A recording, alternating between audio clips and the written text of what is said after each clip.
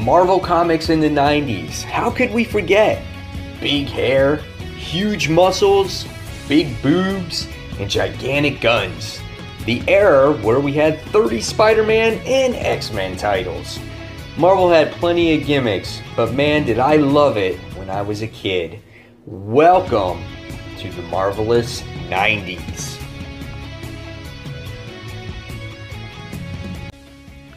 Hey Frontline fans, welcome back to Comic Frontline fans. You're back with me, Mike Spider Slayer, getting ready to do episode number 2 of Marvelous 90s. That's right guys, this is the video series where I pay tribute to Marvel Comics back in the 90s. I mean, how could we forget all that stuff, right? And the first few episodes of this series is dedicated to my Frontline team members. And last week's episode I dedicated to Brant Fowler, where we talked about the New Warriors. Now today, this episode is dedicated to Mike Duderock 18. Now, I know that he is a fan of The Punisher, and I know he was a fan of Deadpool, and I know even then back in the 90s he was a fan of Amazing Spider-Man.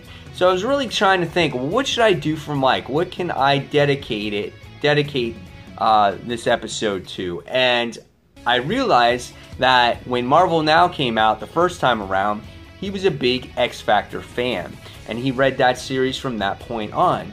So in one episode of Frontline Live, we talked about how there was an older series of X Factor, and I asked him to read it, but I don't think he ever read it. So now I'm actually going to introduce to him an issue from the 90s, and that is X Factor issue number 71. This was published in October of 1991. It was a new beginning, a new team, and their first adventure.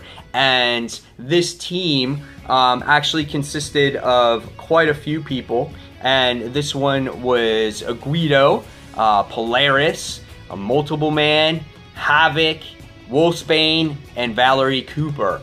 So those were the cast, and they replaced, which were the original X-Men at the time. Jean Grey, Scott Summers, Iceman, Beast, and Angel. They replaced those original guys. This was the new X Factor team, and this series is actually written by Peter David, which also wrote the new Marvel Now series. So we can see some of the things that are the same here.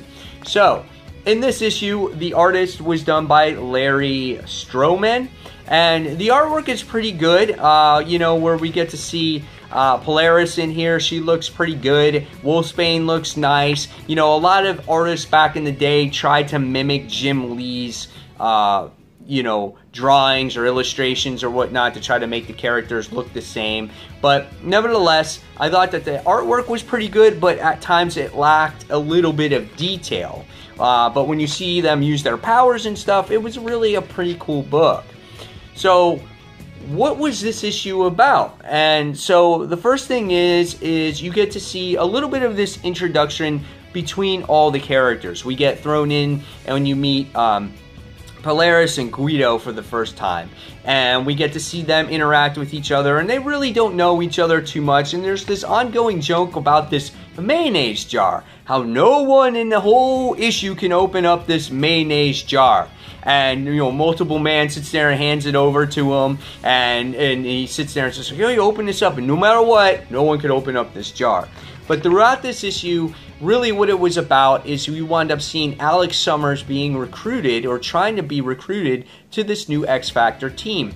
And this X Factor team is sponsored by the government. They're the ones that are running this show, that they're sponsoring the team, because the X-Men have been front and center lately at this time, and so they're looking for recruitments, and they want Alex Summers to do it because he's the most logical one, being that Scott was his brother and whatnot. And so, but the whole time, you know, Alex is doing construction on Genosha, trying to get it back together, and he just doesn't really want anything to do with it.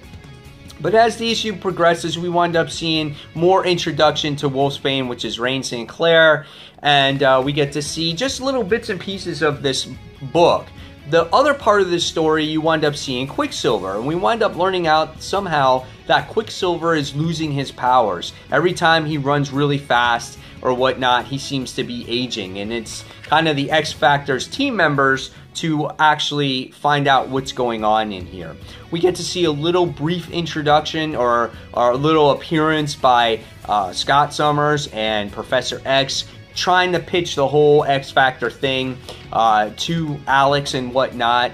And so as the issue progresses, we wind up seeing really them dealing with that mayonnaise jar and how they tried to get it to open. And we get to see just, little tidbits of how the team might be in the future. It's really the first time that they're all meeting each other, and some have relationships and whatnot. And so by the time we get to the end of this very issue, we wind up finding out that Multiple Man is behind this whole mayonnaise gag. He's the prankster of the joke. And he's like, oh yeah, this mayonnaise jar, they couldn't open unless I flipped the switch at one specific time. Then all of a sudden we get a knock at his door. He opens the door and someone shoots him in the chest with a big shotgun. And it looks like there on the floor, he's dead and lifeless. So, what did I think about this particular issue?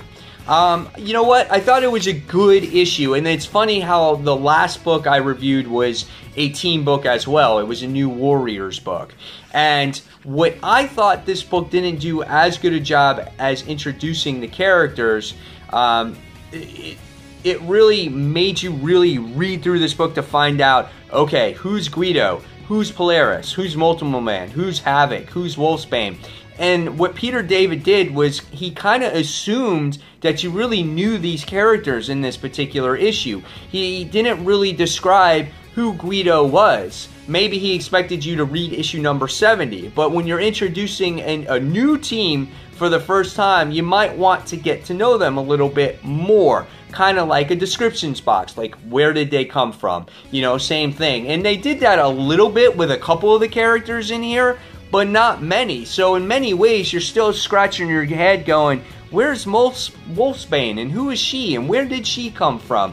And characters just seem to come and pop out of nowhere. And it's just like, why are they joining X Factor? How were they joined? How did they wind up getting the word out to each other? So it was just kind of a little vague on how they all got together and how they're all joining. We just know that the government wants an X Factor team, and for some weird reason, they put these people together to make this team. But nevertheless, it was a quite interesting issue, and it sets up for many adventures to come for this group of new X Factor team. And it was quite enjoyable. So in the end, I'm going to give it, again, 3.5 out of 5 stars. I don't think it was fantastic. It was a little bit less for me than New Warriors was when I did that issue. And yeah, so hopefully, Mike, you enjoyed this little review on X Factor issue number 71, and maybe it makes you want to read the series going forward. And if you liked Peter David's run on Marvel Now, you might like this run here going forward. So again, guys, 3.5 out of 5 stars from me. Tell me in the comments below if you were a fan of this X Factor team, or did you like the original X Factor team better? And fans, as always, thank you for watching Comic Frontline. Don't forget to check out comicfrontline.com. Don't forget to check out our live show that happens every Tuesday night, 9:30, 10 p.m. Eastern Standard Time. And again, guys, as always, thank you for watching. And one more thing, if you want to see an X Factor team come back, please put that in the comments below. So again, guys, thank you for watching, and see you real soon. Bye.